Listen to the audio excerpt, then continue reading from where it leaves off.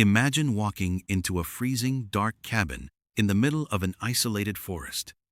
You are shivering uncontrollably, starving, and terrified. Right in front of you, stacked neatly on the shelves, is enough food to last an entire year.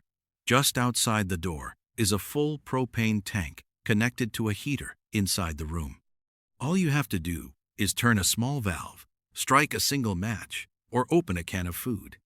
But instead of saving your own life, you just lie down in the freezing dark, pull a blanket up to your chin, and slowly waste away. This is not a hypothetical scenario from a horror movie. This is exactly what happened in one of the most baffling, unsettling, and heartbreaking mysteries in American history. If you are a fan of the strange, dark, and mysterious delivered in a story format, you have come to the right place.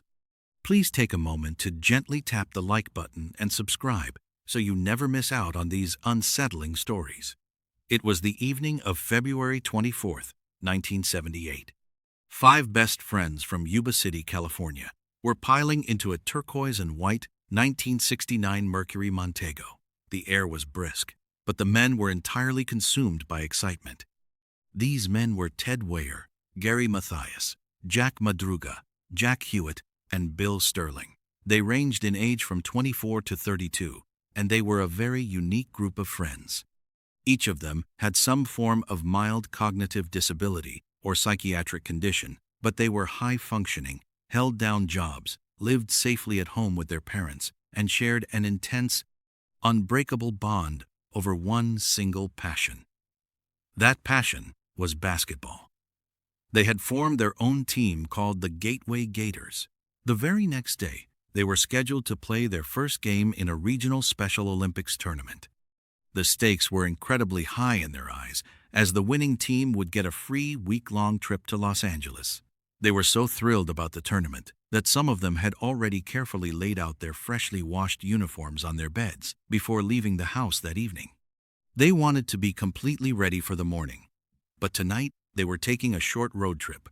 They were driving 50 miles north to the town of Chico to watch a college basketball game. Jack Madruga was behind the wheel. He loved his car fiercely and drove it with extreme, almost overly cautious care. The college game was lively, and the boys had a fantastic time cheering from the bleachers. The game ended around 10 p.m. Afterward, the group stopped at a small local market just down the street from the gymnasium. The store clerk vividly remembered them. They were cheerful and polite, buying Hostess cherry pies, candy bars, and sodas to snack on during the ride back. It was about 10:30 p.m. when they walked out of the brightly lit store, got back into the Mercury Montego, and drove off into the dark California night. They were supposed to head south, taking a straight, easy, and very familiar highway directly back to Yuba City. Their parents expected them to be home safely in their beds by midnight at the absolute latest. But midnight came and went. The house phones remained silent. The boys did not return. By 6 a.m. the next morning, the parents were awake and frantically calling each other's houses. By 8 a.m., the police had been notified. The authorities initially tried to calm the parents down, suggesting the men had simply taken a detour, perhaps deciding to stay over at a friend's house or got a flat tire. But the mothers and fathers knew better. These five men were strict creatures of habit. They never missed a curfew without calling home, and more importantly, they would never, ever risk missing their big basketball tournament that morning. For them to miss the game they had trained months for, something had to be horribly, terribly wrong. Days turned into a week, and a massive search effort across the local highways yielded absolutely nothing. It was as if the turquoise car and the five men had vanished off the face of the earth. Then, a breakthrough happened, but it only deepened the terror. A park ranger reported seeing an abandoned car parked on a remote, unpaved logging road deep inside the Plumas National Forest. The location made absolutely no sense. The car was found 70 miles away from Chico, in the complete opposite direction of Yuba City. It was high up in the mountains, at a freezing elevation of 400 feet. The police rushed to the scene immediately. It was indeed Jack Madruga's Mercury Montego. When investigators arrived at the vehicle, the clues they found shattered every logical theory they had. The car was sitting perfectly upright on the snow-covered dirt road. There were no dents, no scratches, and no signs of any kind of accident or struggle. The keys were missing, but when the police hot-wired the ignition, the engine roared to life immediately. The gas tank was a quarter full. The tires were in perfect condition. The car was slightly bogged down in a shallow snowdrift, but 5 grown men could have easily pushed it out in less than a minute.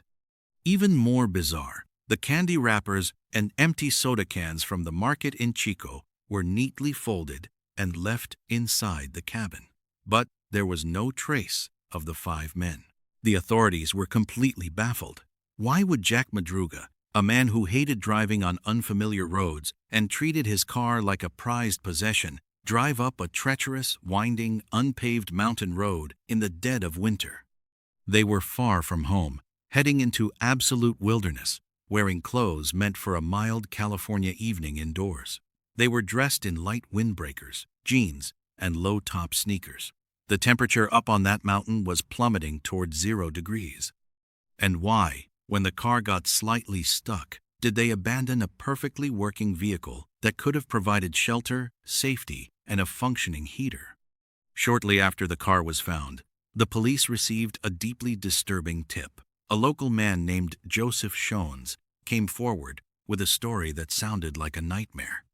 He told police that on the exact night the men went missing, he was driving his own truck up that very same logging road. He was looking for the snow line because he wanted to bring his family up for a ski trip that coming weekend. His truck got deeply stuck in the snow. While he was outside, violently shoveling the snow trying to free his tires, he experienced a sudden, massive heart attack. Lying inside his freezing truck, writhing in excruciating pain and entirely convinced he was going to die right there on the mountain, he suddenly saw headlights illuminating the trees from down the road. It was around 11:30 p.m. He saw a car park a short distance behind him. He heard the muffled sound of voices drifting through the freezing air. Desperate for his life, Shones pushed his door open, stepped out of his truck, and yelled for help at the top of his lungs. Through the blinding glare of the headlights, he claimed he saw a group of men, and strangely, a woman holding a baby. But the very moment he called out to them, the voices instantly stopped. The headlights were abruptly shut off. The pitch-black woods went dead silent. Shones called out again, pleading for them to help a dying man. He received absolutely no answer. It was as if the group had dissolved into the shadows. Shones eventually managed to survive the night and painfully walked back down the mountain the next morning to get help. His story baffled investigators. The footprints around Madruga's abandoned car perfectly matched the 5 missing men. But who was the woman with the baby?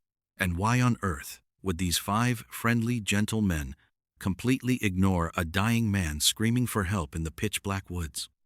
Before the police could launch a full-scale ground search of the deep forest, severe winter storms battered the mountain range. A brutal blizzard dumped snow continuously for weeks, piling up to 15 feet high in some areas. The search had to be entirely called off. It was too dangerous for the rescue teams. The parents of the 5 men were left in a state of agonizing, unending limbo. Months slowly passed. The heavy snow slowly began to melt as the warmth of spring finally arrived. In early June, exactly 114 days after the men disappeared into the night, a small group of motorcyclists were riding their dirt bikes on a very rough, remote trail deep inside the forest. They were nearly 20 miles uphill from the spot where the Mercury Montego had been abandoned. They came out into a clearing and stumbled upon a United States Forest Service trailer. It was a small, heavy-duty cabin used by park rangers during the summer months. The bikers noticed that the front window of the trailer had been violently broken out. Curious and slightly uneasy, they parked their bikes and looked inside the shattered window. The overwhelming smell of decay hit them first. Then, peering into the gloom, they saw the body. It was Ted Wire. He was lying squarely on a bed, completely wrapped from head to toe in 8 thick sleeping bags and heavy blankets. He was severely emaciated, his body reduced to a skeleton covered in skin, and his feet were completely ruined by severe frostbite. The bikers fled in terror and notified the authorities. When investigators swarmed the remote trailer a few hours later, the scene they documented inside made absolutely no logical sense. It defied human survival instincts. Forensic analysis revealed that Ted Wire had lived inside that dark, freezing trailer for up to 3 agonizing months after the night he went missing. His thick beard growth and the extreme loss of body weight indicated he had survived for many weeks, slowly and painfully starving and freezing to death. But the trailer was fully stocked with emergency supplies. All around the room were heavy winter coats, insulated boots, and extra sleeping bags, all left completely untouched. There was a large propane tank sitting right outside the trailer, directly connected to a large space heater inside. All Ted or his friends had to do was reach out and turn a simple metal valve to flood the room with life-saving heat. The valve was never turned. There were dozens of paperback books, paper materials, and wooden furniture that could have easily been used to start a fire in the fireplace. There were dry matches sitting right on the table in plain sight. No fire was ever made. But the most horrifying discovery of all was the food supply. In a small storage shed directly attached to the outside of the trailer, there was enough freeze-dried food, canned vegetables, fruits, and heavy military rations to comfortably feed all 5 men for an entire year. Investigators found that a tiny handful of cans had been opened and eaten. They were opened with a specialized military P-38 can opener. Gary Mathias, the only Army veteran in the group, was known to carry this exact type of can opener on his keychain. But after those first few cans, the men just stopped eating. The rest of the massive food hoard, literally an arm's length away from where Ted lay dying, was left completely untouched. Ted Wire, a man who weighed over 200 pounds when he vanished after the basketball game, weighed just 73 pounds when he was found wrapped in those blankets. He had slowly starved to death in a room absolutely overflowing with food. The police immediately fanned out to search the surrounding wilderness. Within a few days, the grim discoveries continued. They found the remains of Jack Madruga and Bill Sterling in a deep drainage ditch along the dirt road leading up to the trailer. Autopsies showed they had died of extreme hypothermia while attempting the grueling 20-mile hike up the mountain in the pitch dark. Further deep into the dense woods, searchers found the scattered, animal-scavenged bones of Jack Hewitt. His jeans and shoes were left nearby, and his father's heavy jacket, which he had been proudly wearing that night, was found discarded miles away. But Gary Mathias, the Army veteran and the most capable survivor of the group, was never found. The only trace of him was his low-top tennis shoes, which were found sitting neatly inside the trailer next to Ted's bed.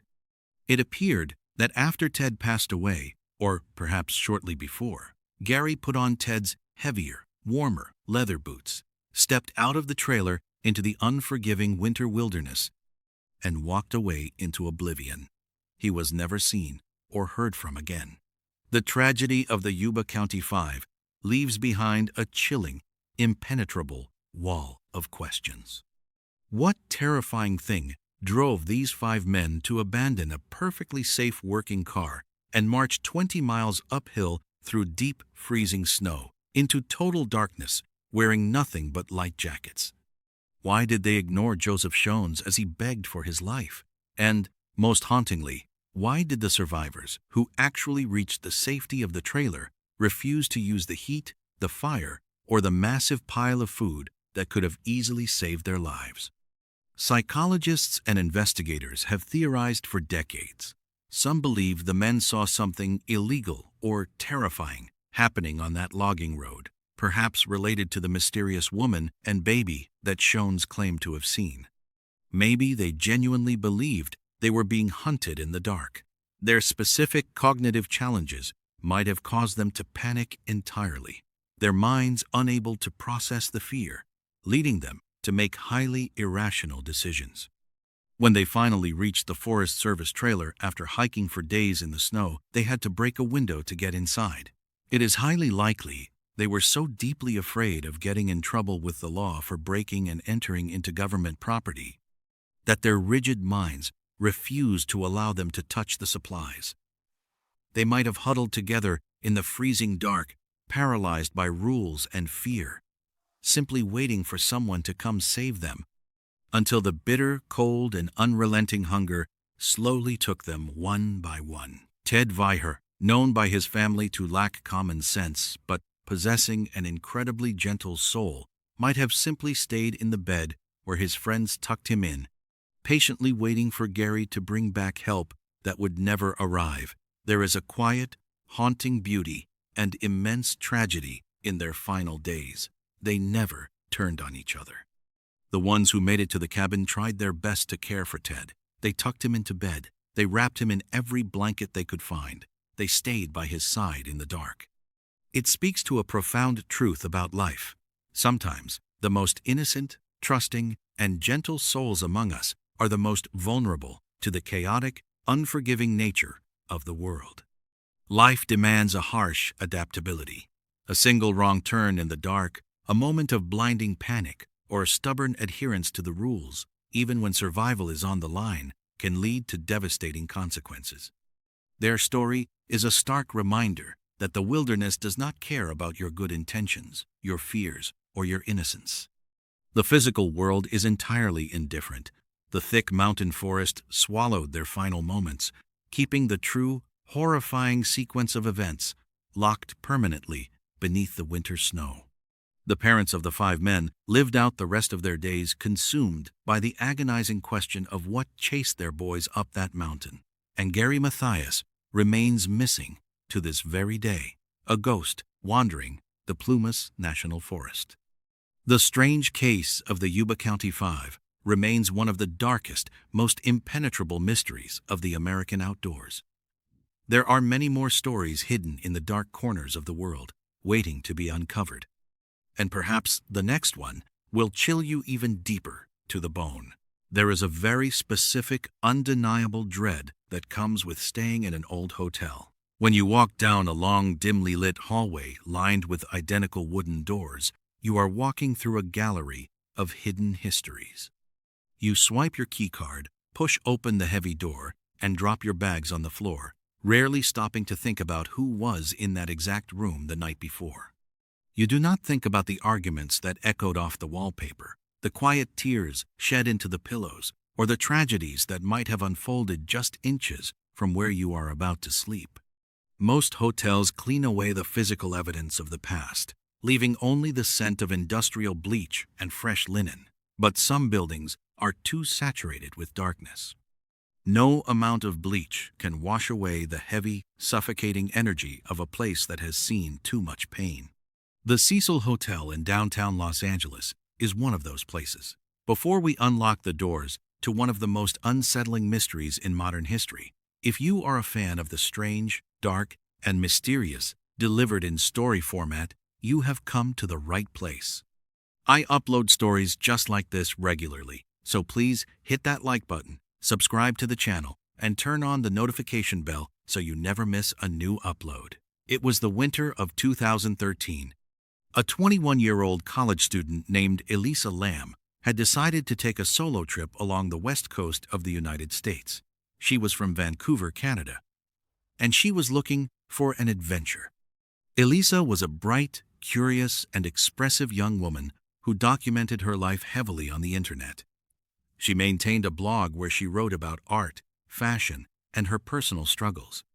She was navigating the difficult transition into adulthood and wanted to see the world on her own terms. Her trip brought her down to Southern California, and she needed an affordable place to stay in the heart of Los Angeles. She found a hostel called Stay on Main. What Elisa likely did not realize was that Stay on Main was simply a rebranded section of the infamous Cecil Hotel. Built in the 1920s, the Cecil was originally designed to be a luxurious destination for wealthy travelers and businessmen. But when the Great Depression hit, the hotel fell on incredibly hard times. The surrounding area, known as Skid Row, became heavily populated by the transient, the desperate, and the forgotten. The Cecil slowly transformed into a cheap, long-term boarding house. Over the decades, it earned a deeply sinister reputation. It became a magnet for tragedy, serving as the final residence for numerous people who chose to end their lives. It was the temporary home to infamous serial killers who walked through the ornate lobby with blood on their hands, unnoticed by the staff. The building was a massive, towering monument to human suffering, holding nearly 700 rooms connected by a labyrinth of confusing hallways, dead ends, and dimly lit corridors. Elisa checked into the hotel on January 26th. Initially, she was placed in a hostel-style room with several other young female travelers. But within a few days, her roommates went to the front desk and complained about her behavior. They said she was acting erratically, leaving passive-aggressive notes on their beds and locking them out of the room. The hotel staff decided to move Elisa into her own private room on one of the higher floors. Elisa was very close with her parents back in Canada. She called them every single day of her trip to check in and let them know she was safe. But on January 31st, the day she was scheduled to check out of the Cecil Hotel and travel to her next destination, the phone call never came. Her parents waited. They called her cell phone repeatedly, but it went straight to voicemail. By the next morning, panic had completely set in. They contacted the Los Angeles Police Department and reported their daughter missing. Because the area surrounding the hotel was notoriously dangerous, the police took the report very seriously. They dispatched officers to the Cecil Hotel to conduct a search. They knocked on the door of Elisa's private room. There was no answer. When they used a master key to enter, they found a scene that made absolutely no sense. All of Elisa's belongings were still in the room. Her luggage, her clothes, her laptop, and most importantly, her medication were all sitting there. It looked as though she had just stepped out for a moment to grab a cup of coffee and intended to return immediately, but she was gone. The police began a massive search of the massive, confusing building. They walked down every hallway. They knocked on doors. They brought in specialized search dogs to sniff the corridors. The dogs tracked her scent through the hallways, up to a certain window, and then the scent completely vanished. The police even checked the roof of the hotel. They found that the heavy metal doors leading to the roof were securely locked and heavily alarmed. If anyone tried to open those doors, a loud siren would immediately sound at the front desk. The alarms had not been tripped. There was no trace of Elisa Lam. 2 weeks passed. The story of the missing Canadian tourist hit the local news, but the police had zero leads. It was as if the sprawling, dark hotel had simply opened its jaws and swallowed her whole. Then, in a desperate attempt to gather information from the public, the police released a piece of security camera footage captured inside one of the hotel elevators. They hoped someone might recognize her or notice a clue they had missed. Instead, the video became a viral sensation of pure, unadulterated terror. The footage is deeply unsettling to watch. It is silent, grainy, and stamped with the date February 1st. It shows Elisa walking into the elevator. She is wearing a red zippered hoodie, a casual shirt, and dark shorts. She steps inside, casually leans forward, and presses a column of buttons. She does not press just one button. She presses a series of them, right down the middle row. She steps back and waits for the heavy metal doors to close. But the doors do not move. They stay completely open. Elisa steps forward and looks out into the hallway. Her movements are sharp, jerky, and deeply strange. She peers out to the left, then to the right, moving her head with a bird-like paranoia. She suddenly jumps back into the elevator and presses herself flat against the wall, hiding in the corner as if she is terrified that someone or something is coming down the hallway to get her. A few moments pass. The doors still refuse to close, She steps out into the hallway again. This time, she does a strange, square dance-like step. She steps out, steps back in, steps out again. She is looking at something, but the camera angle only captures the interior of the elevator and a small sliver of the hallway. Whatever she is looking at is just out of frame. She walks out into the hallway, standing just to the left of the open elevator doors. Then, she begins to move her hands and arms in a bizarre, unnatural way. She twists her wrists, waving her fingers in the air as if she is treading water or casting a spell. Her hands contort and bend. She is clearly interacting with someone or something, but she is completely alone. Finally, she turns and walks away, disappearing down the dark hallway. The moment she is out of sight, the elevator doors finally, quietly, slide shut. The release of the video sent the public into a frenzy. Millions of people watched it, offering countless theories. Some believed she was being pursued by a killer who was standing just outside the camera's view, holding the elevator button to keep the doors open. Others pointed to the dark history of the Cecil Hotel, suggesting she was interacting with a sinister, invisible entity. Her unnatural hand movements and sheer terror seemed to defy any logical explanation. While the internet analyzed every single frame of the tape, a completely separate and horrifying situation was unfolding inside the hotel. Guests staying at the Cecil began calling the front desk with highly disturbing complaints. They said the water pressure in their rooms had dropped to a mere trickle. When they tried to take a shower, the water that came out of the showerhead was completely black. It looked like dark, muddy sludge. As the water ran, the color would eventually clear up, but the smell remained. The guests complained that the tap water smelled pungent, sweet, and metallic. When they brushed their teeth or drank from the sink, the water tasted putrid and completely foul. The complaints grew so numerous that the hotel management could no longer ignore them. On the morning of February 19th, a hotel maintenance worker was dispatched to investigate the plumbing. He took the elevator up to the top floor and used a secure stairwell to access the roof of the building. The roof of the Cecil Hotel was a vast, flat expanse of concrete and gravel. Sitting on top of a raised platform were 4 massive cylindrical water tanks. These tanks supplied the water for the guest rooms, the showers, and the kitchens below. They were huge metal structures, standing over 8 feet tall and 4 feet wide. The maintenance worker climbed a metal ladder to the top of the platform. He walked over to the first tank. He reached down and unlatched the heavy metal hatch that covered the opening at the top of the tank. He lifted the heavy lid, leaned forward, and looked inside the dark, echoing chamber. Floating face up in the water, inches from the top of the tank, was the decaying, naked body of Elisa Lamb. The worker scrambled backward in absolute horror. He immediately called the authorities. When the police and fire department arrived, the sheer logistics of the scene completely baffled them. The opening of the tank was so small, and the body was so swollen from being submerged in water for nearly 3 weeks, that they had to physically cut a hole in the side of the massive metal tank to drain the water and retrieve her remains. When the news broke, it sent shockwaves across the world. The guests inside the hotel realized with absolute terror that for the past 19 days they had been bathing in, brushing their teeth with, and drinking the water that contained a decomposing human body. But the horror of the discovery was quickly overshadowed by the impossible mystery of how she got there.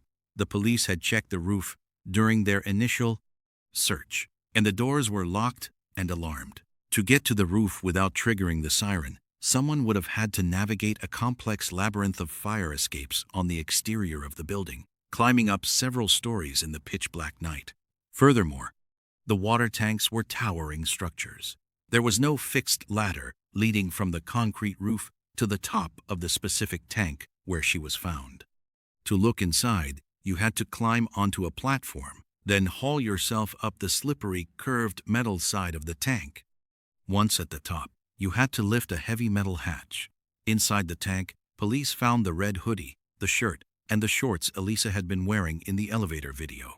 They were floating in the water alongside her. The public immediately suspected murder.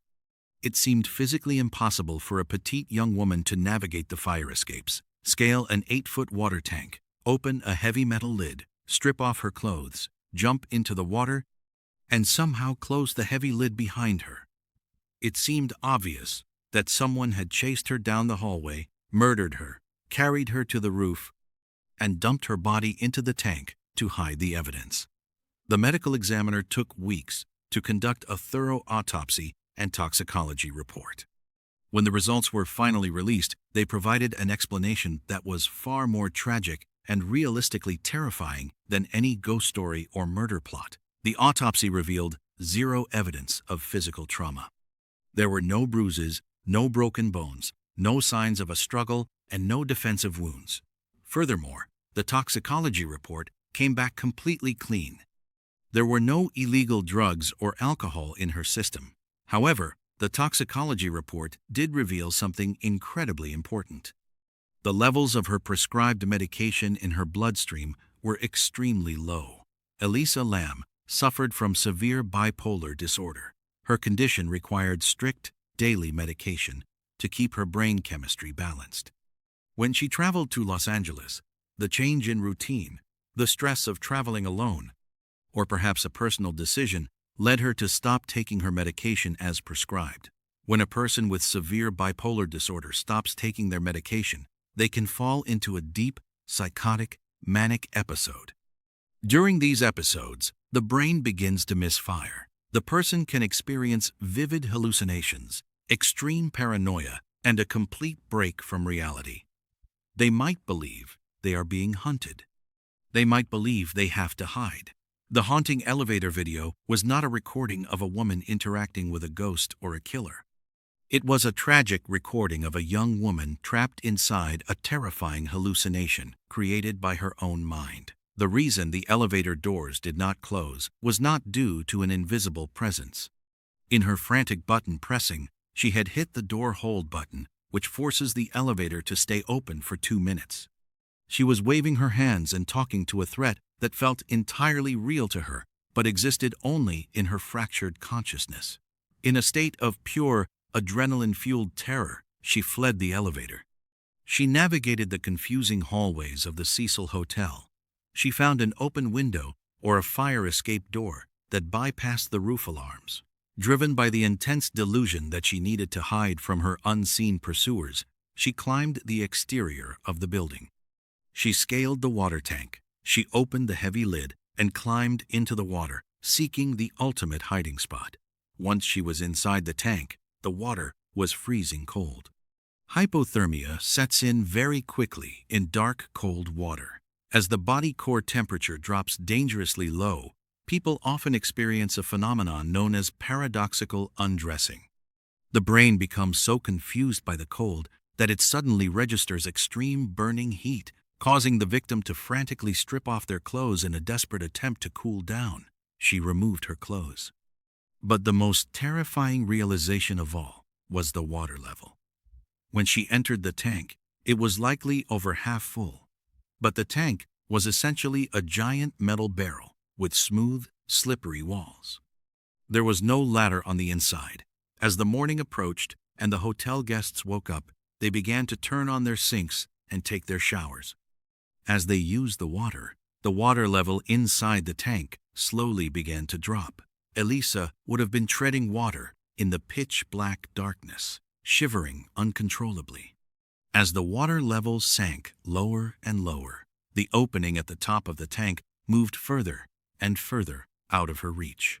Her fingers would have scraped desperately against the slick metal walls, finding absolutely nothing to hold on to. She was trapped in an echoing, freezing, dark metal cylinder, screaming for help that would never come, until sheer exhaustion finally pulled her beneath the surface. The lid on top of the tank was likely never closed behind her. The initial reports of the maintenance worker finding the lid closed were corrected during the investigation. He had found the lid open exactly as she had left it when she climbed inside. The story of the Cecil Hotel and Elisa Lam leaves a heavy, lingering weight on the mind. It is a profound tragedy that strips away the comforting myths of monsters and ghosts, replacing them with the raw, devastating reality of mental illness. It teaches us a subtle, vital lesson about the immense vulnerability of the human condition. A person can be completely surrounded by hundreds of people in a massive hotel located in the middle of one of the most populated cities on Earth and still be entirely, hopelessly alone. It reminds us that the darkest, most terrifying places are not always found in the basements of old buildings or at the end of unlit hallways. Sometimes, the most inescapable prisons are built inside our own minds, waiting quietly for a moment of imbalance to lock the doors. Life requires us to be truly observant, to look past the surface of those around us, because we never know the terrifying battles someone might be fighting in the quiet isolation of their own reality. If you found this story fascinating, you are going to want to hear the next one. It involves an experienced hiker who went out for a short walk in a popular national park only to vanish into thin air, leaving behind a trail of bizarre clues that made even seasoned search and rescue experts question the laws of nature. Click the video on the screen right now to watch it. Thank you so much for listening, and until next time, stay safe out there. There is an unspoken agreement we all silently accept when we walk through the automatic sliding doors of a modern hospital. We believe that no matter how chaotic, dangerous, or unpredictable the outside world gets, the emergency room is a sanctuary. It is a fortress built entirely on science, reason, and sterile protocols. If you are bleeding, they have the tools to stop it. If your heart stops beating, they have the technology and the training to restart it. The doctors and nurses in those brightly lit corridors are our protectors. They stand between us and the absolute worst moments of our lives. But what happens when the threat does not come from a bullet wound, a car crash, or a known infection? What happens when the patient you are desperately trying to save suddenly becomes a lethal, impossible biohazard, capable of taking down an entire room of highly trained medical professionals in a matter of seconds? Before we get into this terrifying true medical anomaly, if you are a fan of the strange, dark, and mysterious delivered in story format, you have come to the right place. I upload stories just like this regularly, so please hit that like button, subscribe to the channel, and turn on the notification bell so you never miss a new upload. The city of Riverside, California, in the early months of 1994, was a typical, bustling, suburban hub. The weather in February is usually mild, carrying a slight chill in the evening air that forces people to pull their jackets a little tighter. On the evening of Sunday, February 19th, 1994, the atmosphere inside the emergency room at Riverside General Hospital was steady. It was the kind of busy that seasoned medical staff are completely comfortable with. The fluorescent lights hummed their constant quiet tune. The smell of antiseptic floor cleaner hung heavily in the air. Among the staff on duty that night were people who had dedicated their lives to pulling strangers back from the brink of death. There was an attending physician named Dr. Humberto Ochoa, a man who had seen nearly every trauma imaginable. There was a registered nurse named Susan Kane, known for her steady hands and calm demeanor under intense pressure. And there was a senior medical resident named Julie Gorchinsky, a brilliant young doctor who was deeply passionate about emergency medicine. They were a well-oiled machine. They were trained to handle absolute panic with clinical detachment. They were not, however, trained to handle the impossible. Just a few miles away from the bright lights of the hospital, a 31-year-old woman named Gloria Ramirez was living through a nightmare. Gloria was a mother, known to her friends and family as a kind and deeply loving person. But life had recently dealt her an incredibly cruel hand. She had been diagnosed with late-stage cervical cancer. The illness had ravaged her body, bringing with it an immense, unrelenting physical pain that shadowed her every waking moment. Despite the treatments and the brave face she put on for her children, her condition was rapidly deteriorating. Earlier that Sunday evening, Gloria began to experience severe distress. She was sitting in her home when a sudden wave of nausea and shortness of breath overtook her. Her heart began to hammer against her ribs like a trapped bird. She became deeply confused, her sentences slurring together as she tried to communicate with her terrified family. Realizing that something was catastrophically wrong, they rushed to the phone and dialed 911. The paramedics arrived quickly. They found Gloria in a state of severe cardiovascular distress. Her breathing was shallow and rapid, and her pulse was racing at a dangerous speed. They immediately loaded her into the back of the ambulance, strapped an oxygen mask over her face to flood her starving lungs with pure oxygen, and began the frantic drive to Riverside General Hospital. At exactly 8:15 p.m., the heavy double doors of the emergency bay burst open. The paramedics rushed the gurney down the hallway, shouting out Gloria's plunging vital signs. The medical team was waiting for them. They immediately directed the gurney into Trauma Room 1, a small enclosed space packed with life-saving equipment. The team swarmed the bed. Dr. Ochoa took command, barking out rapid-fire orders. They needed to stabilize her, and they needed to do it immediately. They quickly injected her with fast-acting sedatives and cardiac drugs designed to slow down a heart that was beating so fast it was failing to pump blood. They pushed Valium and Ativan into her veins. Nothing worked. Her heart rate continued to climb, vibrating in her chest rather than beating. Her lungs were failing. Realizing that she was on the absolute edge of a total collapse, Dr. Ochoa ordered the team to prepare the defibrillator. They needed to deliver a massive electric shock to her chest to reset her heart rhythm. As the nurses moved in to remove Gloria's shirt and place the adhesive defibrillator pads on her chest, a strange, collective pause settled over Trauma Room 1. The medical staff noticed something bizarre. Gloria's skin was covered in an unusual, thick, oily sheen. It did not look like the cold sweat of a dying patient. It looked like a thin layer of grease shining under the harsh overhead lights. At the exact same moment, an incredibly potent and bizarre odor began to fill the small room. It was a sharp, pungent, deeply chemical smell. Some of the nurses later described it as smelling like heavy garlic. Others said it smelled like a mix of ammonia and rotting fruit. It was a smell that made the back of the throat burn. It was a smell that simply did not belong in a sterile, carefully controlled hospital environment. But a patient was slipping away on the table. They could not stop to investigate a strange odor. They had to keep moving. Dr. Ochoa gave the order to draw blood. They needed immediate lab results to figure out what was destroying her organs. Nurse Susan Kane grabbed a fresh syringe, expertly found a vein in Gloria's arm, inserted the needle, and slowly pulled back the plunger. She watched as the dark red blood filled the plastic tube. Susan pulled the vial away, intending to hand it off to a technician. But as she looked at the tube, she froze.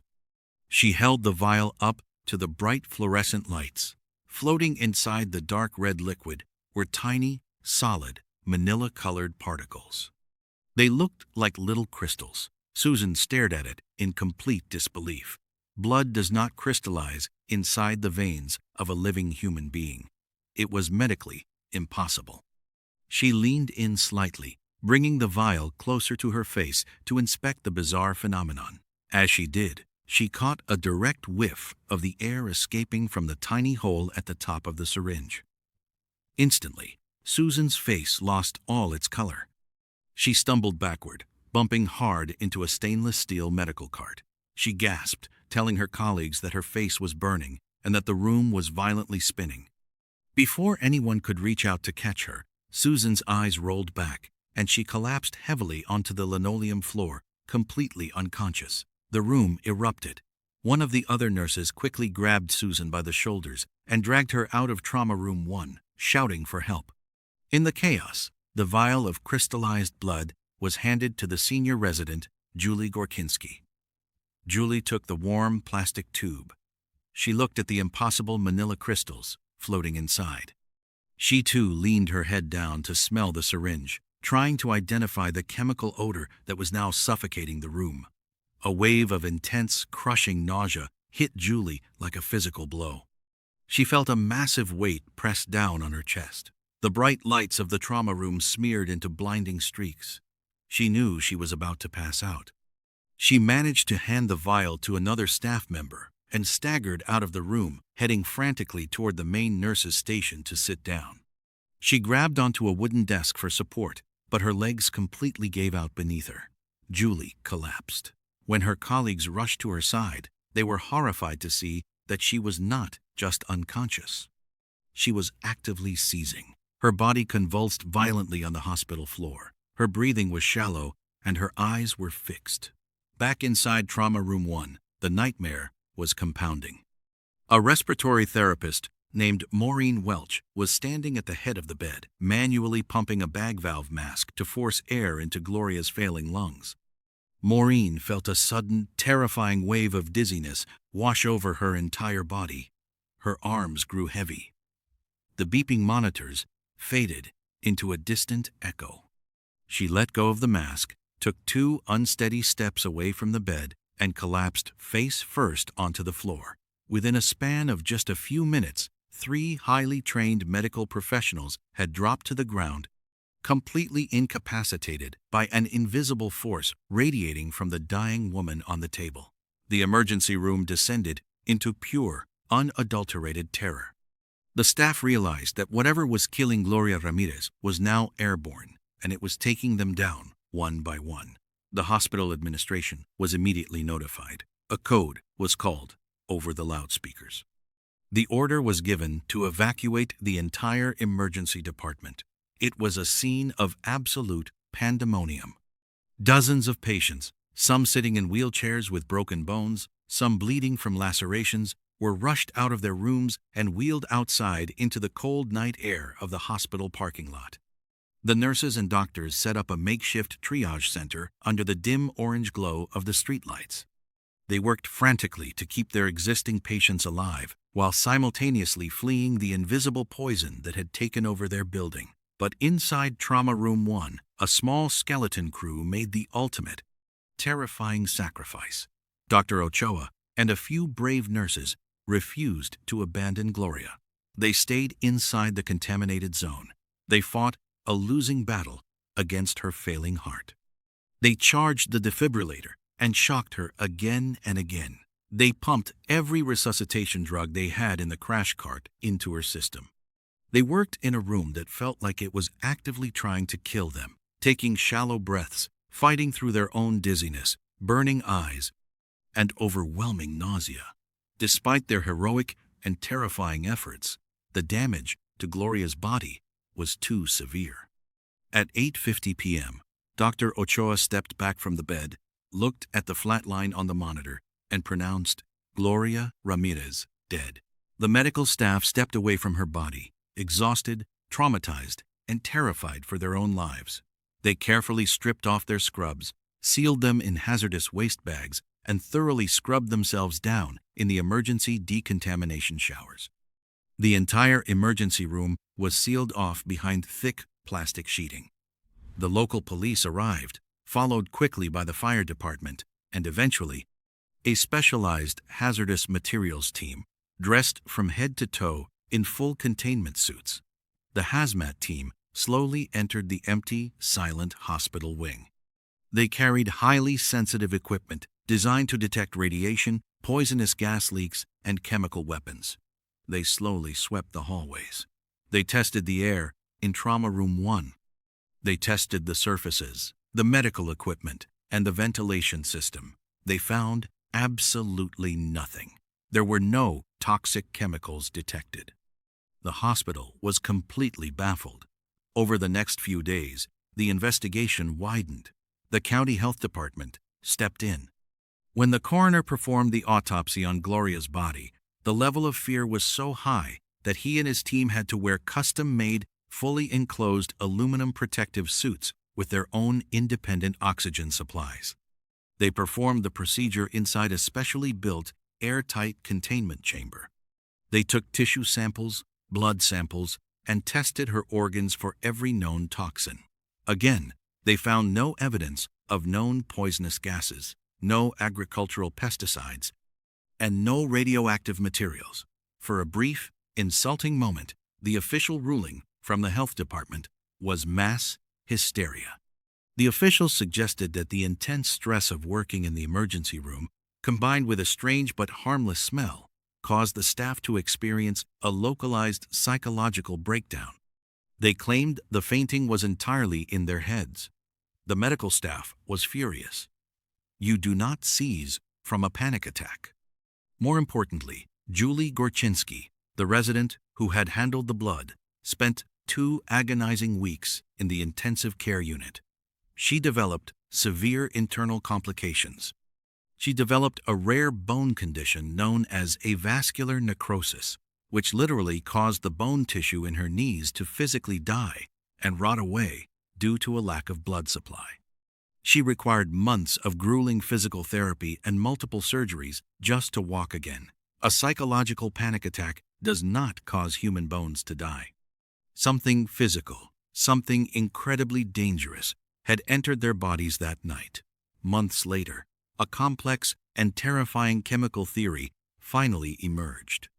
It was pieced together by a team of elite scientists at a national laboratory who spent weeks running computer simulations and chemical tests. The theory they proposed suggested a chain of events so unlikely it seemed like dark magic. Gloria was suffering from immense, unending pain due to her advanced cancer. It is highly believed that in her desperation for relief, she may have been using a common home remedy solvent called dimethyl sulfoxide, or DMSO, rubbing it directly onto her skin. This solvent is known to be a powerful pain reliever for muscles and joints. It also has a distinct garlic-like odor, and it leaves a thick, oily residue on the skin. This perfectly explained the strange smell and the sheen the nurses noticed when they removed her shirt. But DMSO by itself is not toxic. The deadly transformation happened because of the medical interventions. When the paramedics strapped the oxygen mask to Gloria's face in the ambulance, the intense saturation of pure oxygen in her blood reacted with the DMSO in her system. The oxygen molecules bonded with the solvent, creating a new chemical compound called dimethyl sulfone. Dimethyl sulfone is known to crystallize at room temperature. This perfectly explained the bizarre manila-colored particles Susan Kane saw floating in the blood tube when it hit the cool air of the emergency room. But even dimethyl sulfone is not a deadly poison. The final fatal catalyst happened in Trauma Room 1. When Dr. Ochoa ordered the team to use the defibrillator, the powerful electric shock delivered to Gloria's chest shot through her body and hit the newly formed chemical in her bloodstream. The intense electrical energy rearranged the molecules one last time. It converted the dimethyl sulfone into dimethyl sulfate. Dimethyl sulfate is an extraordinarily deadly, heavy, invisible poison gas. It is a blistering agent that destroys human tissue on contact. When Susan Kane drew the blood, that deadly gas bubbled out of the liquid. It entered the air of the small, poorly ventilated room, and it instantly poisoned the medical staff who inhaled it. This story leaves a heavy, lingering weight on the mind. It is a stark and terrifying exploration of the unpredictable nature of our world. It speaks to the lengths a person will go to find relief from unbearable suffering, reaching for any remedy that might offer just a moment of peace. But more profoundly, it reveals how incredibly fragile the boundaries of our safety really are. We build massive fortresses of science and medicine. We believe we can control the variables of life and death with machines and protocols.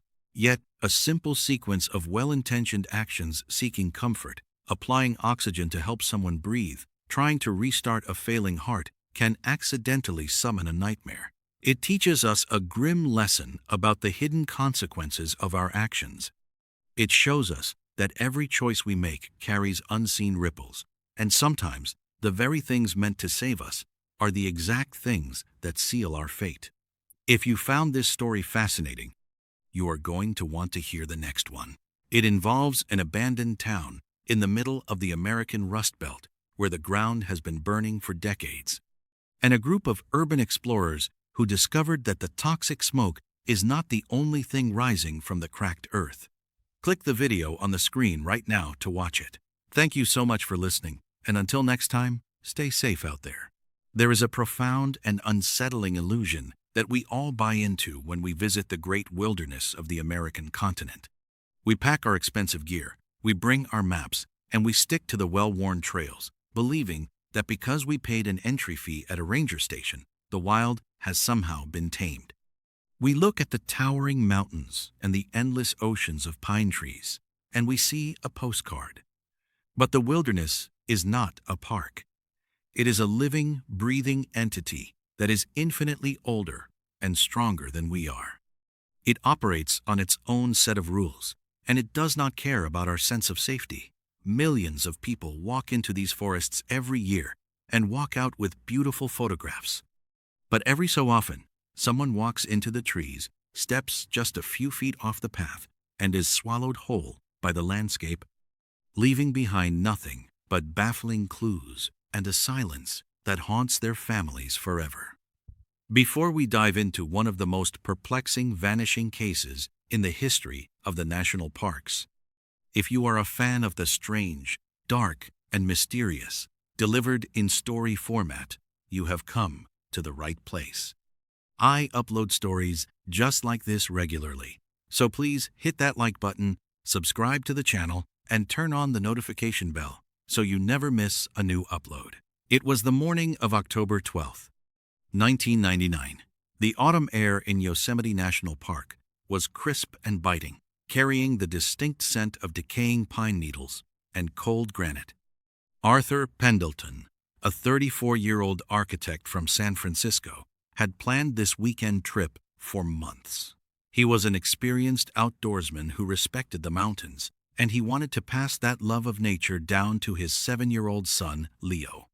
Leo was a bright, energetic boy with a boundless curiosity about the world. He was wearing bright red hiking boots, a yellow fleece jacket, and carrying his own tiny backpack filled with trail mix and a plastic compass. They had chosen a moderately difficult trail near the Tuolumne Meadows area. It was a route Arthur knew well, offering stunning views of the valley below without being too treacherous for a young boy. They started their hike early, right around 7:30 a.m., when the morning mist was still clinging to the forest floor. For the first few hours, everything was absolutely perfect. They talked about the animals, they pointed out uniquely shaped clouds, and they took breaks to drink water and eat snacks. Leo was having the time of his life, running just a few steps ahead of his father, always staying within sight on the clearly marked dirt path. By early afternoon, the physical exertion was beginning to catch up with him. At roughly 2:45 p.m., Arthur decided it was time to take a long rest before making the final descent back to the parking lot. They found a clearing just off the main trail. It was a beautiful, serene spot, dominated by a massive, gray granite boulder that sat near the edge of a dense line of Douglas fir trees. Arthur took off his heavy pack and set it on the ground. He asked Leo to sit on a flat rock nearby while he got out their sandwiches. Leo, however, was mesmerized by a cluster of bright blue wildflowers growing near the base of the massive boulder. He asked his dad if he could go look at them. Arthur smiled, looked at the area, and saw it was perfectly safe. He told Leo he could look at the flowers, but he had to stay right by the rock and keep talking so Arthur could hear him. Leo skipped over to the boulder, his bright yellow jacket contrasting sharply against the gray stone. Arthur unzipped his backpack, rummaging through the compartments to find their water bottles and the sandwiches he had wrapped in foil that morning. He heard Leo humming a little song, the sound floating gently on the quiet mountain breeze. Arthur looked down into his bag for a few seconds.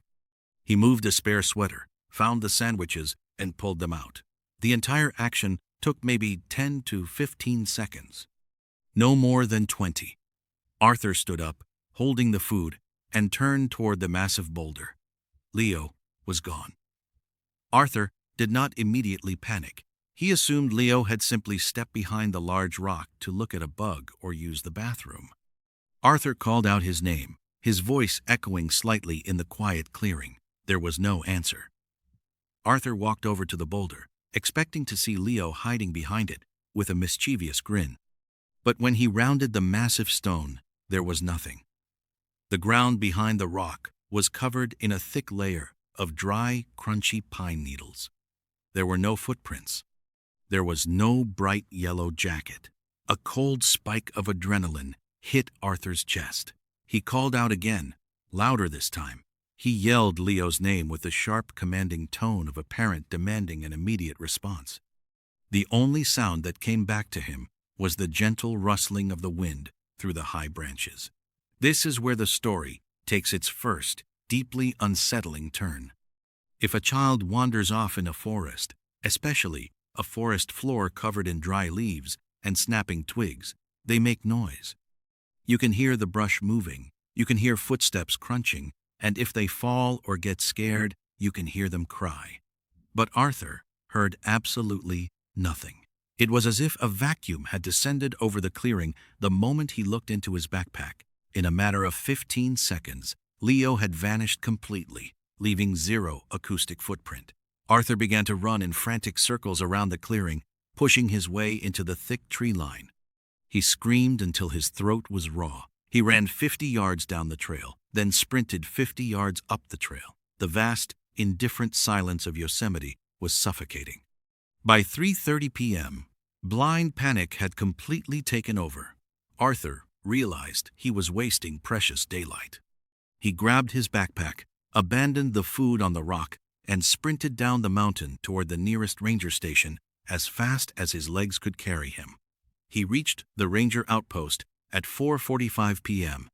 Breathless, sweating, and crying, he frantically explained the situation to the head ranger. Within minutes, the machinery of a massive search and rescue operation was set into motion. By 6 p.m., a team of 20 armed rangers and expert trackers were at the boulder where Leo was last seen. They set up a grid. They searched the immediate area inch by inch, looking for broken twigs, scuff marks on the rocks, or fibers from Leo's yellow jacket. The trackers were baffled. The dry pine needles around the boulder were entirely undisturbed. There was absolutely no physical indication of which direction the boy had gone. It was physically impossible for a child to move through that terrain without leaving a trace, yet there was none. As the sun began to set, the situation grew infinitely more dangerous. The temperature in the high Sierras drops drastically at night. By 8 p.m., it was near freezing. The search coordinators brought in specialized tracking dogs, bloodhounds trained to follow the faintest human scent over miles of difficult terrain. They gave the dogs one of Leo's unwashed shirts from Arthur's car. The dogs smelled the shirt, put their noses to the ground at the boulder, and began to circle. But then, they did something that seasoned dog handlers describe as highly unusual and deeply unnerving. Instead of picking up a trail and pulling at their leashes, the bloodhounds whined, tucked their tails between their legs, and sat down. They refused to move past the tree line.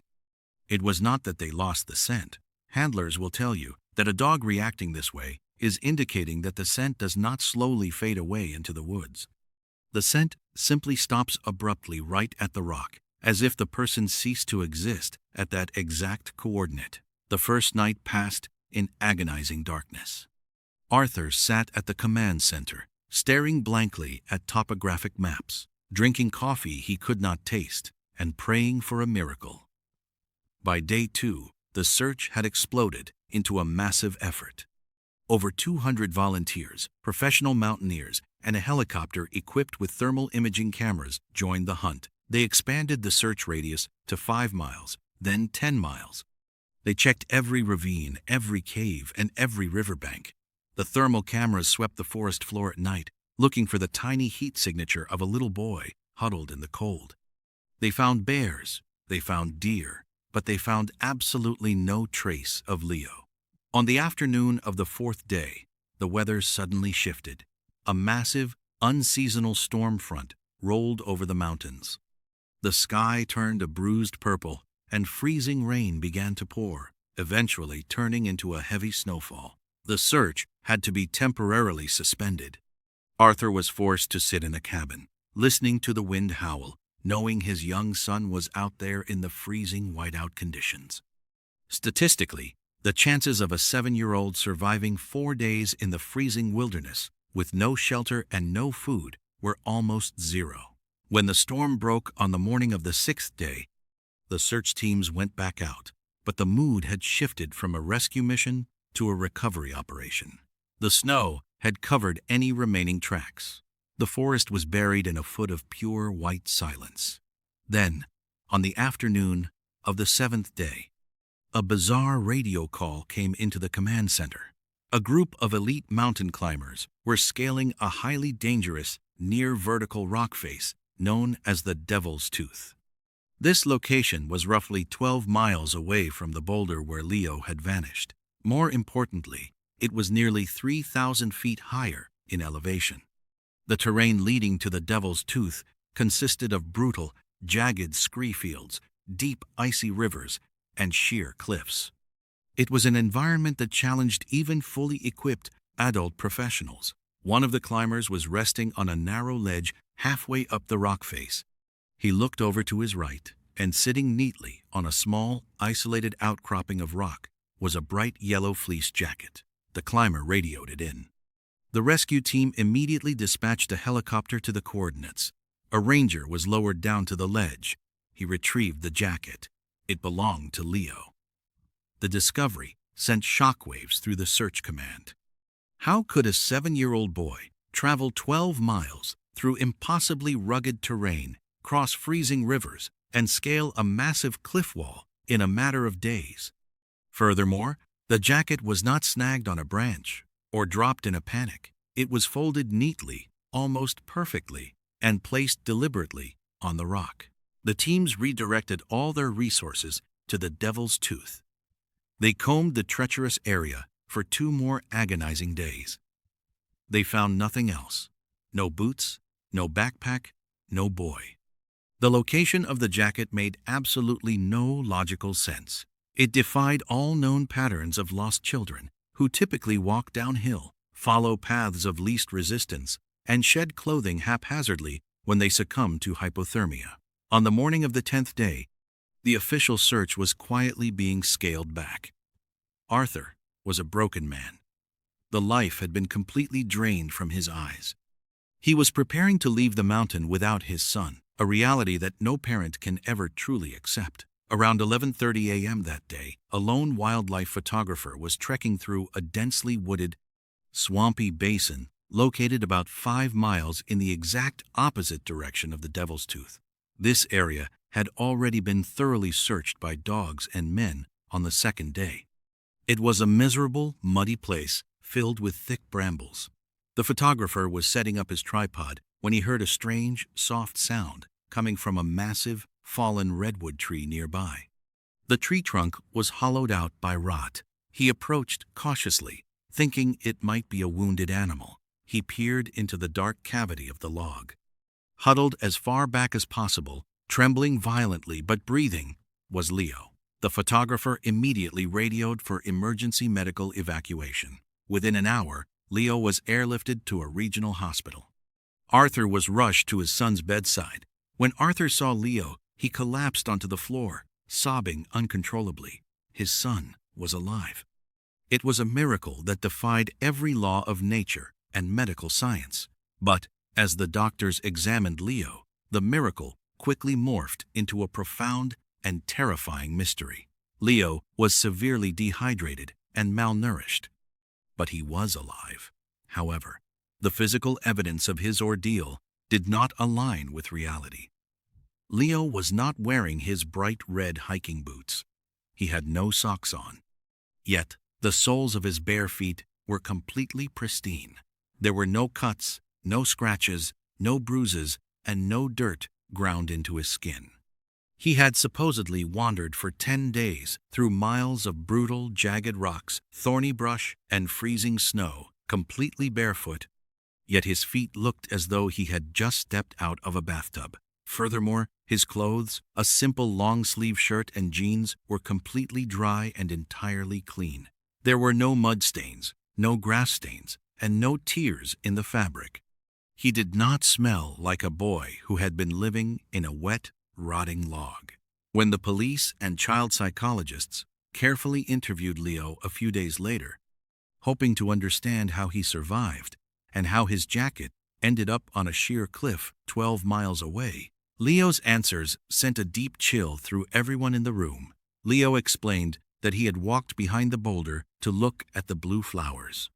When he reached out to touch one, a sudden, incredibly thick fog rolled into the clearing out of nowhere. He said the fog was so thick he could not see his own hands. He called out for his dad, but his voice sounded like it was stuffed inside a pillow. Then, Leo said, a man walked out of the fog. But when the psychologist asked what the man looked like, Leo hesitated. He said the man looked like a person, but he was covered in thick, dark fur like a bear, and he had eyes that looked like shiny black stones. Leo said the furry man did not speak with his mouth, but Leo could hear the man's voice inside his head. The voice told him not to be afraid, and that the fog was rising like a flood, and they needed to go up high to stay dry. Leo claimed the furry man picked him up. Leo said the man moved incredibly fast, so fast that the trees blurred together like a painting. They went high up onto a cold rock, where the man told Leo to take off his jacket because the bright yellow color would attract bad things in the sky. Leo neatly folded his jacket and left it there. Then, Leo said he fell asleep in the furry man's arms. When he woke up, he was inside the dark log.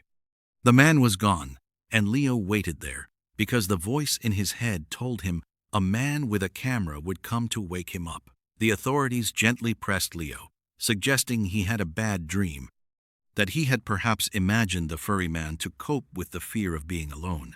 But Leo was adamant. He never wavered from his story. The police eventually closed the case, officially listing it as an incredible survival story of a lost child. But off the record, the search and rescue veterans who worked that mountain will tell you that the official report is a lie. They will tell you that a 7-year-old boy cannot survive 10 days in a freezing blizzard. They will tell you that a boy cannot walk for miles without shoes and have flawless feet. They will tell you that the wilderness holds ancient, inexplicable things that do not abide by the laws of our reality. This story leaves a heavy, lingering weight on the mind. It speaks to a very quiet, very profound truth about our existence. We move through life with a fragile sense of control, believing that our careful planning and our modern tools can shield us from the unknown. But life is incredibly fragile, and our safety can be dismantled in the span of 15 seconds. It is a harsh lesson in consequences. A single moment of distraction, a brief turning of the head, can alter the trajectory of a life forever. It teaches us about the deep, silent patience of the natural world, a world that watches us, waiting for us to make a mistake. We must walk through life with a sincere respect for the forces that are greater than us, understanding that we are simply guests in a domain that we will never truly conquer. If you found this story fascinating, you are going to want to hear the next one. It involves an abandoned mining town where the ground has been burning for decades, and a group of explorers who discovered that the toxic smoke is not the only thing rising from the cracked earth. Click the video on the screen right now to watch it. Thank you so much for listening, and until next time, stay safe out there. Imagine being entirely engulfed in absolute, suffocating darkness. You cannot move your arms. You cannot move your legs. The air you breathe is thick with the taste of ancient dust and damp clay. Every time you exhale, the solid stone walls surrounding you seem to shift, squeezing your chest just a fraction tighter. The blood rushes to your head, your heart pounds frantically against your ribs, and the only sound you can hear is your own ragged, panicked breathing, echoing in a space no larger than a washing machine. This is not a terrifying nightmare you can wake up from. For one man, this was the chilling reality of a family holiday gone horribly, unimaginably wrong. If you find yourself drawn to true stories that explore the strange, dark, and mysterious corners of our world, you have come to the right place.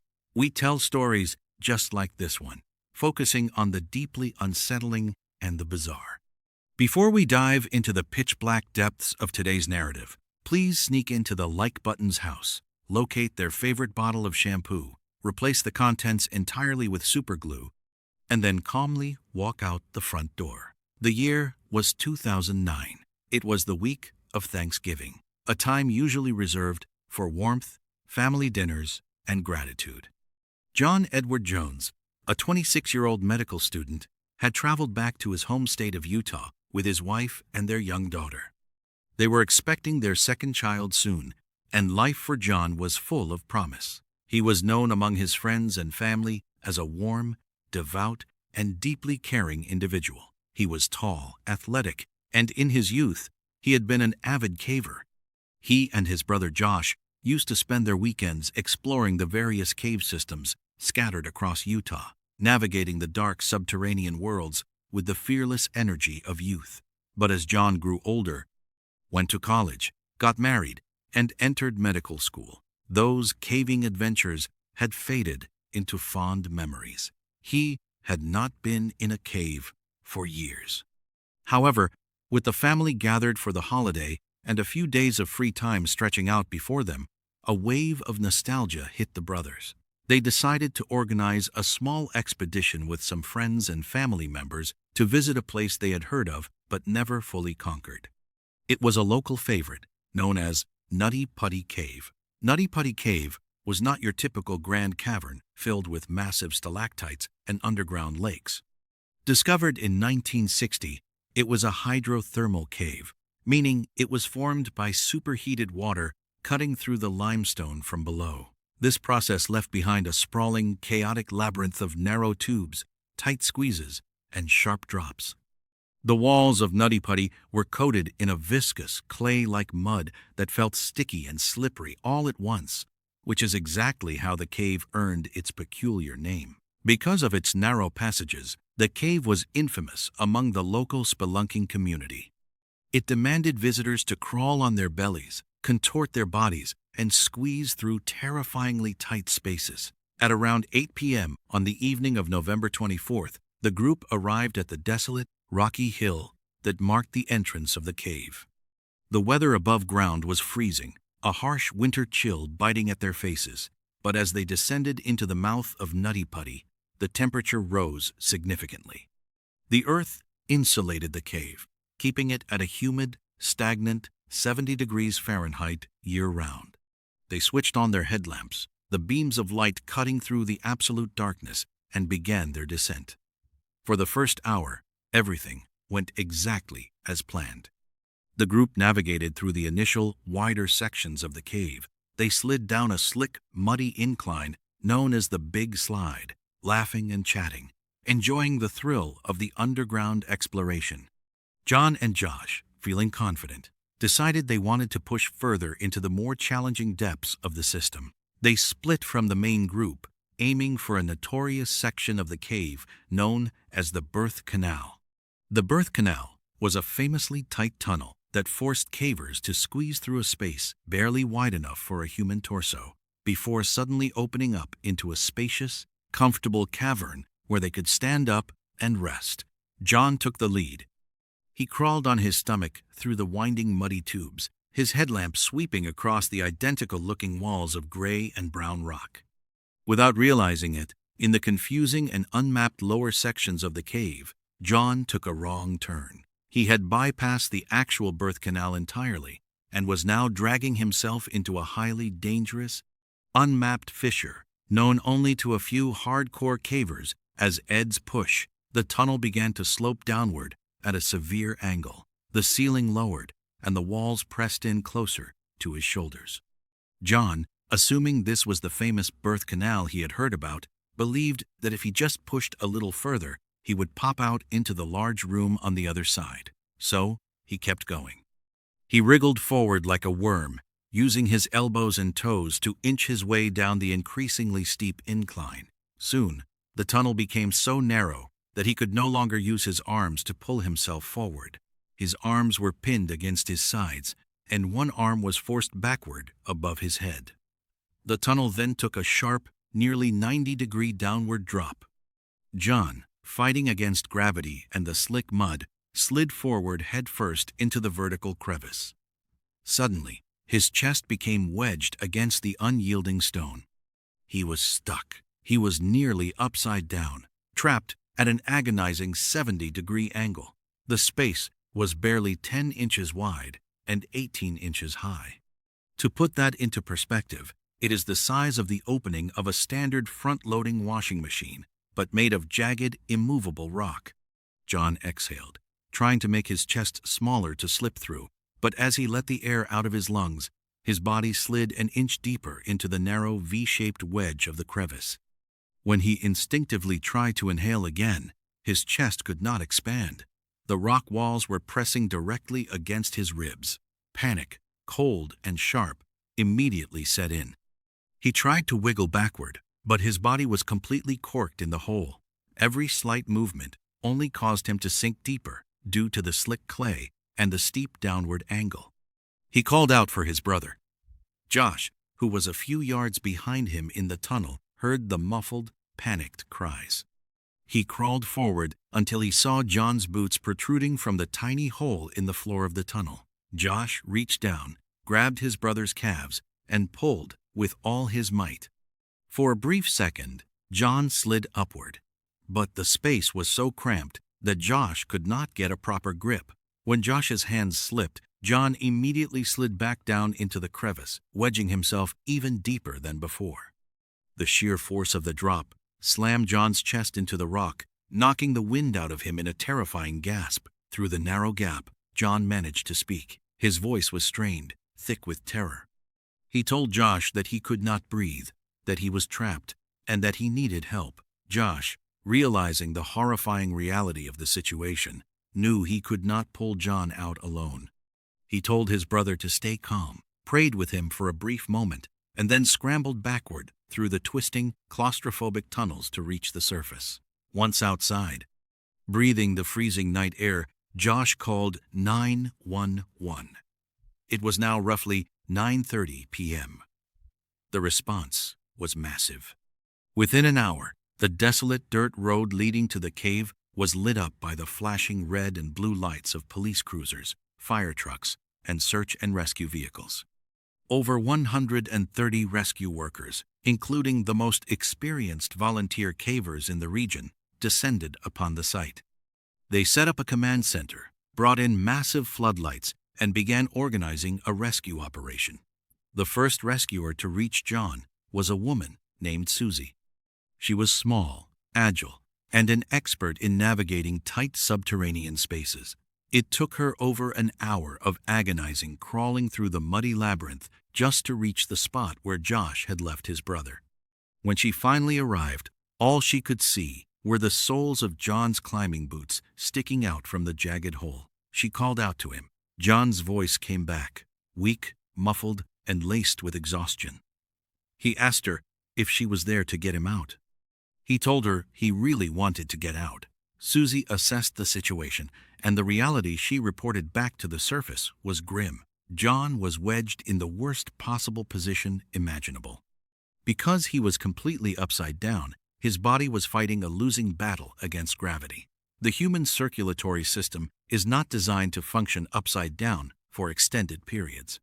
Gravity was pulling all of his blood down into his brain and his lungs. His heart was being forced to pump twice as hard to push the blood back up to his legs. Fluid was already beginning to build up in his lungs, a condition known as pulmonary edema, making every single breath a monumental struggle. Furthermore, the space was simply too small for any specialized rescue equipment. They could not use jackhammers or explosives to widen the tunnel because the vibrations would likely cause a cave-in, crushing John instantly. The rock surrounding him was solid limestone, too hard to chip away by hand in such a cramped position. The only option was to pull him out by his feet. For the next 12 hours, the rescue effort was a grueling, heart-wrenching test of endurance. Rescuers worked in shifts, crawling down into the claustrophobic nightmare, staying with John, giving him sips of water through a long tube, and trying to keep him awake and calm. They lowered a two-way radio down to him so he could speak with his wife, who was waiting in absolute agony on the surface. Her voice, echoing through the dark, cold stone, was the only thing keeping John tethered to the world above. The rescue team eventually devised a plan.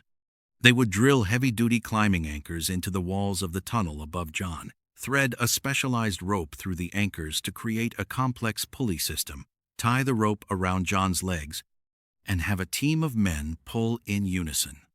It was a brutal, physically demanding strategy, but it was their only hope. By late afternoon of November 25th, nearly 20 hours into the ordeal, the pulley system was finally rigged.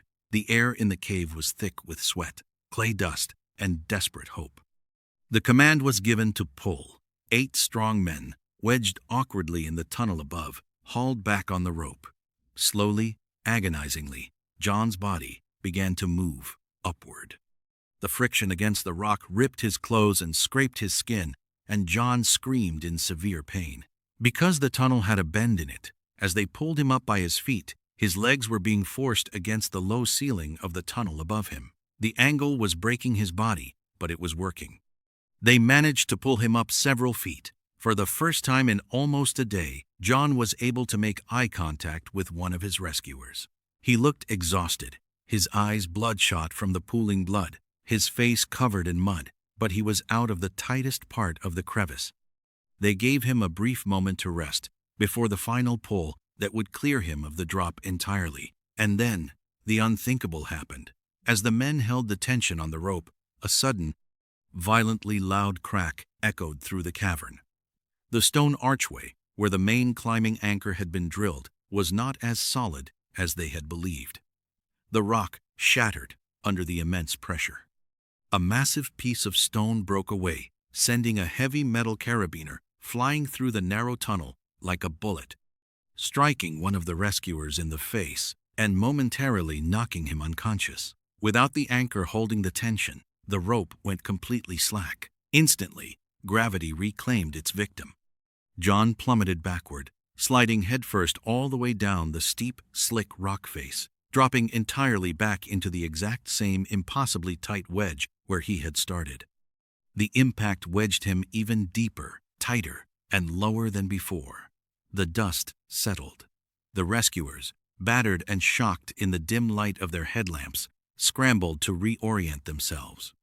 They called down into the hole. There was no answer. The drop had forced John so deep into the crevice that his chest was completely compressed. His exhausted heart, which had been fighting against gravity and lack of oxygen for nearly 24 hours, could not withstand the shock of the fall and the renewed, crushing pressure. A medical professional on the rescue team was eventually able to crawl down and maneuver a stethoscope through the tiny gap, pressing it as close to John's torso as possible. They listened in the agonizing silence of the cave. There was no heartbeat, no sound of breathing. Sometime in the late hours of November 25th, John Edward Jones had quietly passed away. The devastating news was relayed to the surface. The massive rescue operation, involving over 100 dedicated individuals, ground to a heartbreaking halt. The focus shifted from rescue to recovery, but they quickly realized the grim truth. It was too dangerous to retrieve his body. The rock was too hard, the space too tight, and the risk to the recovery team was simply too great. In the days following the tragedy, an agreement was reached between the Jones family, the landowners, and the local authorities. Nutty Putty Cave would be permanently sealed. They poured concrete into the entrance, locking away the dark, twisting tunnels forever. The cave was transformed from a site of weekend exploration into a permanent, silent tomb for John. This tragic event leaves a heavy, lingering silence in its wake. It stands as a profound reminder of the delicate fragility of human life and the irreversible nature of certain choices. Sometimes, driven by ambition, curiosity, or the simple belief that pushing harder will eventually lead to a breakthrough, we force ourselves into spaces we were never meant to occupy. We push forward into the dark, convinced the path will open up, only to realize too late that the walls have closed in behind us.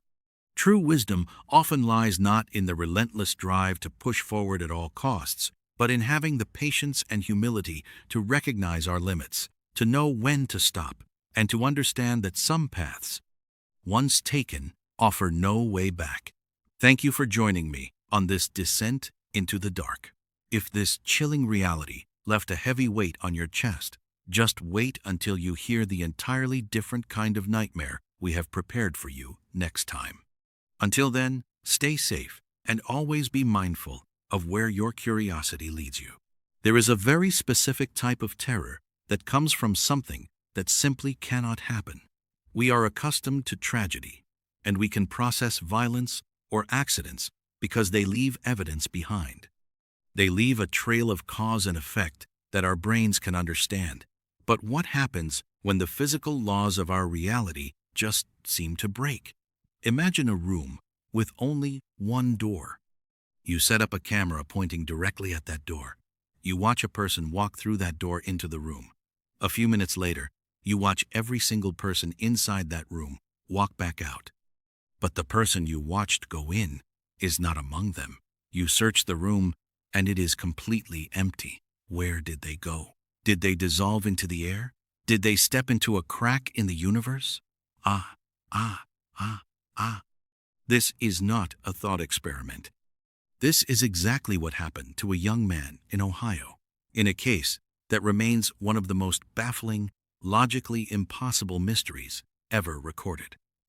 Before we dive into the impossible vanishing of this young man, if you are a fan of the strange, dark, and mysterious delivered in story format, you have come to the right place.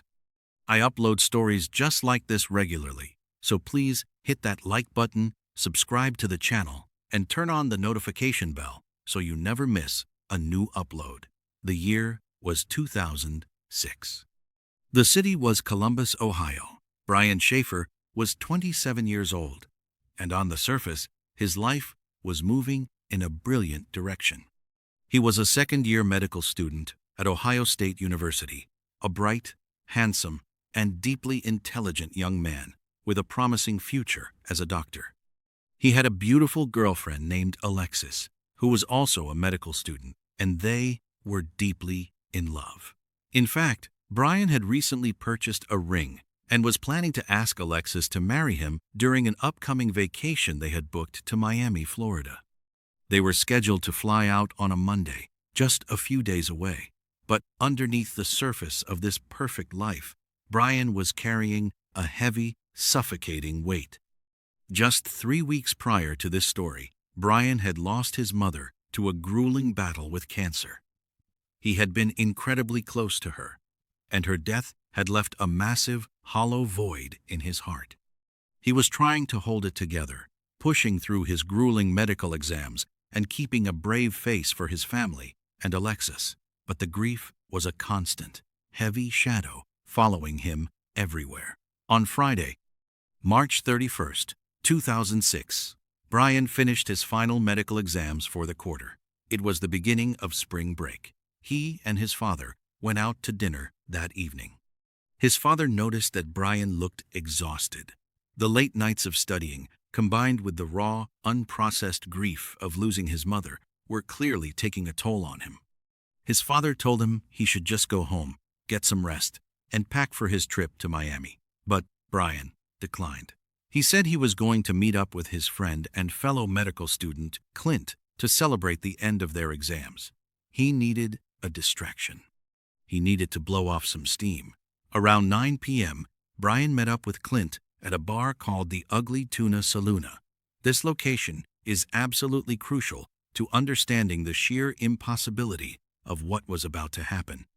The Ugly Tuna Saloona was located inside a large entertainment complex in the University District, but the bar was not on the ground floor. It was located on the second floor of the building.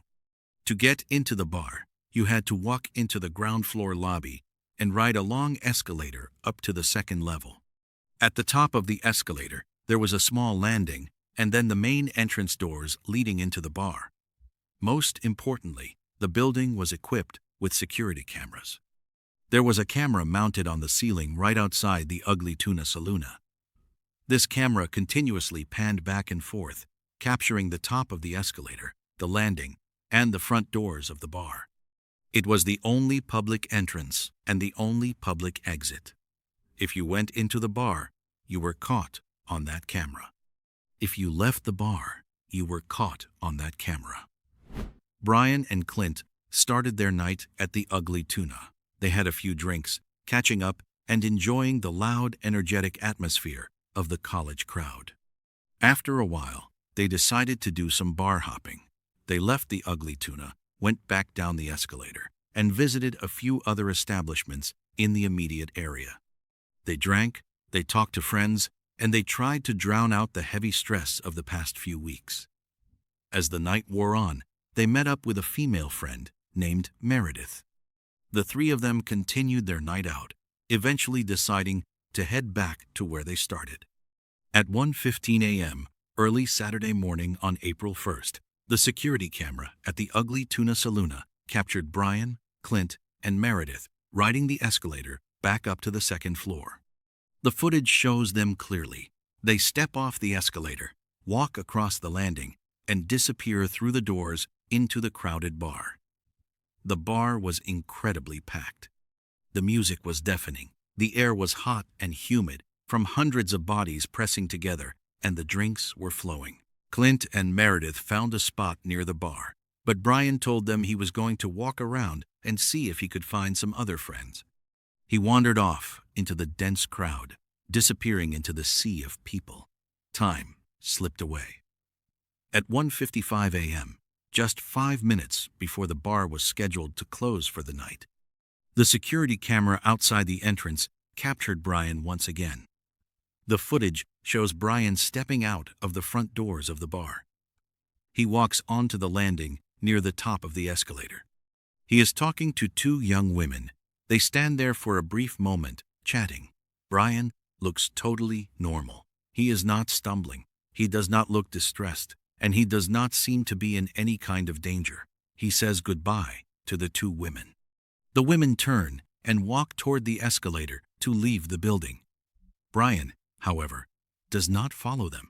The camera clearly shows him turn around, face the entrance of the Ugly Tuna Saloon, and walk back toward the doors. He steps out of the frame, heading directly back into the bar. At 2 a.m., the harsh, bright, overhead lights of the Ugly Tuna Saloon turned on. The music abruptly cut off. The bartenders started shouting for everyone to finish their drinks and head toward the exit. It was closing time. Clint and Meredith were standing near the front, waiting for Brian. As the massive crowd began to funnel out of the doors and down the escalator, they kept their eyes peeled for their friend. They watched hundreds of college students shuffle past them. The crowd slowly thinned out until the bar was completely empty. The staff began wiping down the tables and sweeping the floors, but Brian never came out. Clint and Meredith checked the bathrooms. They were empty. They walked around the entire second-floor landing. Nothing. Clint tried calling Brian's cell phone multiple times, but it went straight to voicemail. Frustrated and assuming that Brian had perhaps met up with someone else and left without telling them, or simply decided to walk home to his apartment, Clint and Meredith gave up. They walked down the escalator and went home. Saturday morning arrived. Alexis, Brian's girlfriend, called him several times, eager to talk about their trip to Miami. Her calls went directly to voicemail. She thought it was slightly strange, but she figured he was just sleeping off a heavy night of drinking. As the day progressed into evening, and Brian still had not returned any calls from Alexis, Clint, or his father, a cold sense of unease began to settle over the family. Brian was not the type of person to completely ignore his phone, especially not with a major trip coming up. By Sunday, the unease had turned into pure panic. Brian had a flight to catch on Monday morning. He had not been home. His car was still parked at his apartment. His luggage was not packed. Monday morning came. Alexis stood at the airport departure gate in absolute agony, watching the passengers board the flight to Miami. She waited until the very last second, praying she would see Brian running down the terminal. But he never showed up. The plane doors closed, and the plane took off without him. At that exact moment, Alexis knew something was horribly wrong. The family immediately contacted the Columbus police and officially reported Brian Schaefer missing. The police launched an investigation, initially assuming this was a standard case of a young man who had perhaps wandered off and gotten into an accident. They requested the security footage from the Ugly Tuna Saloon, focusing entirely on the night of Friday, March 31st, and the early hours of Saturday, April 1st. The detectives sat in a dark room. Watching the grainy footage, they saw Brian, Clint, and Meredith ride the escalator up at 1:15 a.m. They fast-forwarded. They watched the footage at 1:55 a.m. They saw Brian walk out, talk to the two women, turn around, and walk back toward the bar entrance. Then, the detectives watched the footage from 2 a.m. until the bar was completely empty. They watched every single person walk out of those doors and go down the escalator. They paused the tape, they rewound it, they watched it again. They focused on every face, every jacket, every gate. Brian Schaefer never walked out. The detectives were baffled. They thought they must have missed something. They implemented a painstaking manual counting process.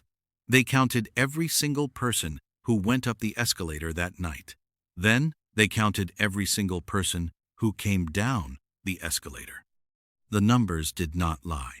Every single person who went up that night came back down, except for one, Brian. How does a 27-year-old man vanish from a second-floor bar with only one public exit? The police immediately secured the building. They brought in highly trained search dogs. The dogs were given a piece of Brian's unwashed clothing to pick up his scent. The dogs tracked his scent through the ground floor lobby, up the escalator, across the landing, and into the Ugly Tuna Saloon. The dogs wandered around the bar floor, following his path through the crowd. But then, the scent just stopped. The dogs spun in circles, confused. They could not find a trail leading out. It was as if Brian had evaporated into thin air right there on the bar floor. The authorities began to look for alternative exits. If he did not go down the escalator, he had to have left through another door. The only other way out of the Ugly Tuna Saloon was a set of emergency service doors located in the back of the building. These doors were strictly for staff and deliveries. The police investigated the service doors. If Brian had somehow slipped through them without anyone noticing, he would have found himself in a chaotic, highly dangerous environment. The back of the building was a massive, active construction site.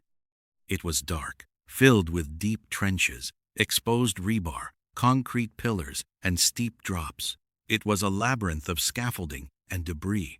But there was a major problem with this theory. The service doors were not meant for public use. They were heavy, and they opened up to a route that was notoriously difficult to navigate even in the daylight. More importantly, the construction site was heavily monitored by motion-sensitive security cameras to prevent theft. The police pulled every single hour of footage from the construction site cameras for that entire weekend. They watched the tapes, looking for any sign of movement, any shadow, any sign of a person stumbling through the dark. The motion sensors were never tripped. The cameras captured absolutely nothing. Furthermore, police scoured the entire construction zone. They brought the tracking dogs through the debris. They looked down every trench and inside every concrete pipe. They found zero physical evidence that anyone had been there. There was no blood, no torn clothing, no footprints in the mud. The situation was entirely impossible. He did not leave through the front. He did not leave through the back. He was not inside the bar. Desperation set in. Prevent. The police theorized that perhaps Brian had changed his clothes to disguise himself and slipped past the front camera. They meticulously interviewed every single person who was in the bar that night. They tracked down the two women he was seen speaking to at 1:55 a.m. The women confirmed they spoke to him briefly, said goodbye, and left. They had no idea where he went afterward. They checked Brian's bank accounts, his credit cards, and his cell phone records. After the night he vanished, his phone never pinged another cell tower. His credit cards were never swiped. His bank accounts remained completely untouched. He had simply ceased to exist. Weeks turned into months, and months turned into years. The disappearance of Brian Schaefer became a national obsession. It is the ultimate locked room mystery playing out in real life. People analyzed the footage frame by frame, suggesting wild theories. Some believed that Brian, overwhelmed by the grief of losing his mother and the pressure of medical school, had meticulously planned his own disappearance, finding an unseen blind spot in the camera system to escape and start a new life. But his family entirely rejected this. Brian loved Alexis. He was about to propose. He loved his father and his brother. He would never inflict that kind of agonizing pain on them, especially so soon after his mother's death. Others believed he met with foul play inside the bar. They suggested that an altercation occurred in the back rooms, and his body was somehow smuggled out in a trash bin or hidden within the walls of the construction site before the concrete was poured. The police brought in ground-penetrating radar to scan the concrete pillars of the new construction, desperate to find an anomaly that might be a human body. The radar found nothing. The ugly Tuna Saloon eventually closed its doors permanently, but the mystery of what happened inside that building continues to haunt anyone who hears it. This story forces us to confront a very uncomfortable reality about our lives. We spend all our time building foundations. We go to school, we plan vacations, we buy rings for the people we love, and we operate under the absolute assumption that tomorrow is a guaranteed event. We believe that the ground beneath our feet is solid. But life is an incredibly fragile, unpredictable current. The physical world can shift in ways we cannot comprehend. It teaches us a quiet lesson about the sincerity of our connections. We never truly know when the last time we speak to someone will be. We never know when a simple goodbye will become a permanent silence. The grief that Brian's family endured, waiting for a phone call that never came, waiting for a door to open that remained shut forever, is a stark reminder to hold the people we care about close.